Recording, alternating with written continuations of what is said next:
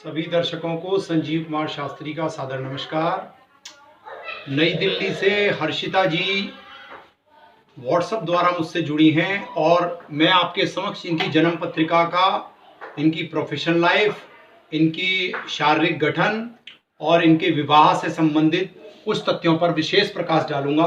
आप मेरे इस वीडियो को कॉन्सेंट्रेट होकर सुने और यदि वीडियो पसंद आए तो उसको लाइक और सब्सक्राइब अवश्य करें। दर्शकों, सबसे पहले मैं आपको बता दूं कि लड़कियों में, फीमेल्स में कन्या लग्न, मिथुन लग्न और कर्क लग्न की लड़कियां विशेष खूबसूरत पाई गई हैं। यदि लगन का मालिक बुध हो, यदि लगन का मालिक चंद्रमा हो, लगन 3 नंबर की हो, 6 नंबर की हो, 4 नंबर की हो, यहां जो ये 6 नंबर लिखा है ये लग्न होती है। अगर यहाँ इन तीनों नंबरों में से कोई भी नंबर हो तो ऐसी लड़कियां काफी खूबसूरत होती हैं।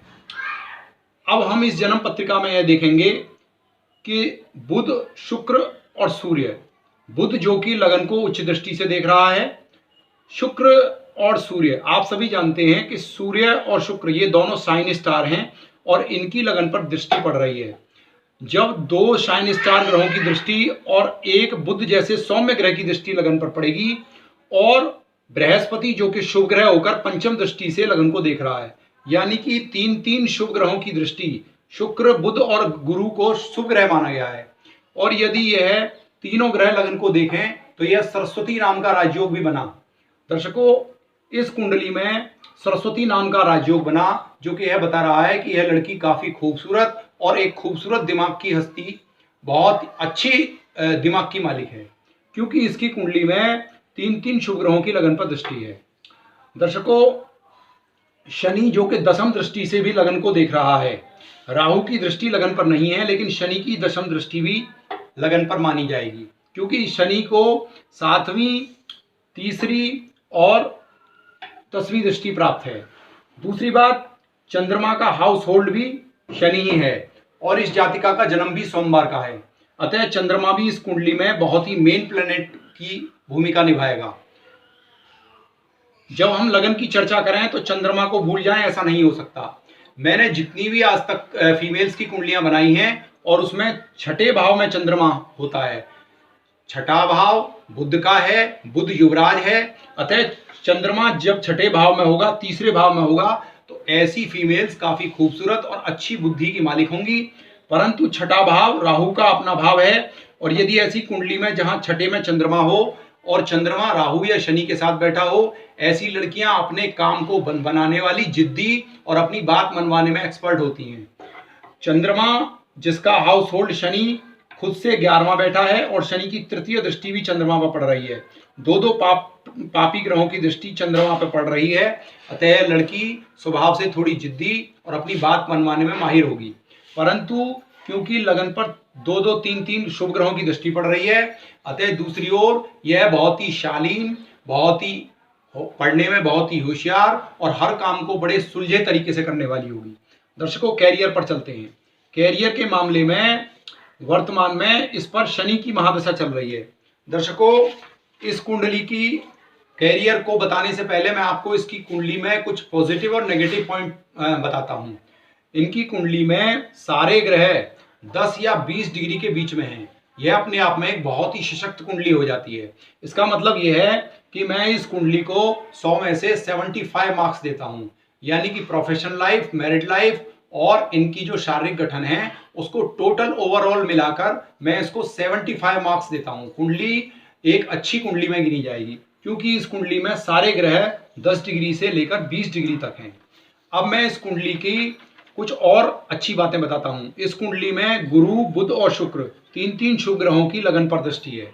अतः जन्म पत्रिका का एक बहुत ही पॉजिटिव पॉइंट हुआ। अब इस कुंडली के नेगेटिव पॉइंट पर चलते हैं।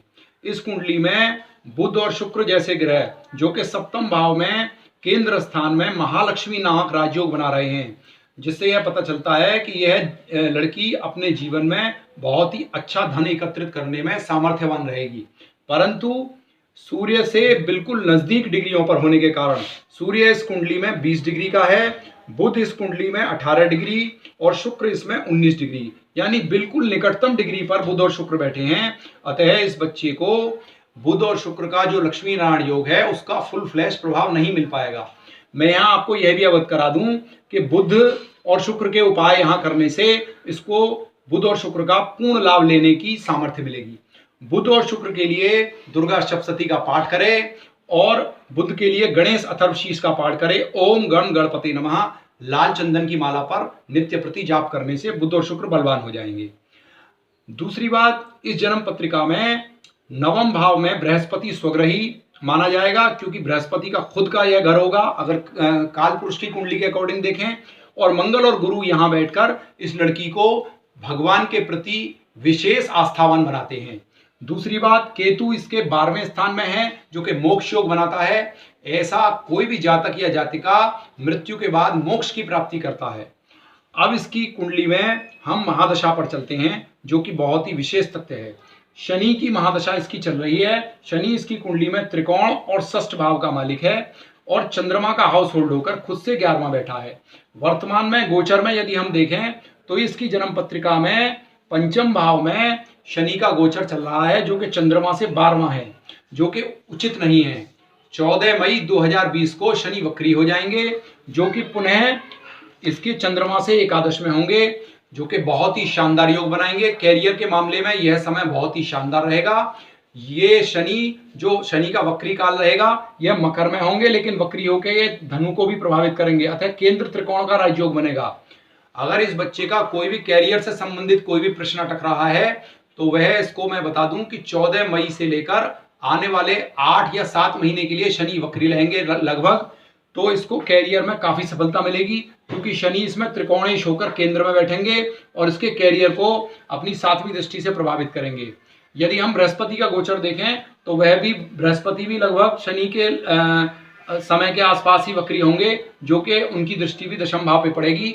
तो यह कहा जा सकता है कि आने वाले समय में कैरियर के मामले में यह कुंडली काफी अच्छे रिजल्ट देने के लिए बाध्य होगी। दर्शकों, इस कुंडली में चंद्रमा की पोजीशन जो है वो काफी खराब है क्योंकि चंद्रमा इसमें खुद से 8वां भी पड़ा हुआ है और राहु और शनि के साथ है, जो कि यह बता रहा है कि महामृत्युंजय मंत्र या ओम नमः शिवाय का मंत्र और छोटे रुद्राक्ष की माला इसको गले में अवश्य धारण करनी चाहिए। ओवरऑल कुंडली बहुत ही शानदार है। जन्म पत्रिका काफी लंबी हो जाएगी, अतः मैं इसको शॉर्ट में ही बता रहा हूं। यदि कोई इस बच्चे का कोई विशेष प्रश्न हो तो यह व्हाट्सएप द्वारा मुझसे पूछ सकती है। दर्शकों, आप भी यदि अपनी जन्म पत्रिका का विश्लेषण कराना चाहते हैं तो आप मेरे नंबर 9758821165 पर मुझे संपर्क कर सकते हैं। दर्शकों, आज के लिए इतना ही। सभी दर्शकों को सादर नमस्कार।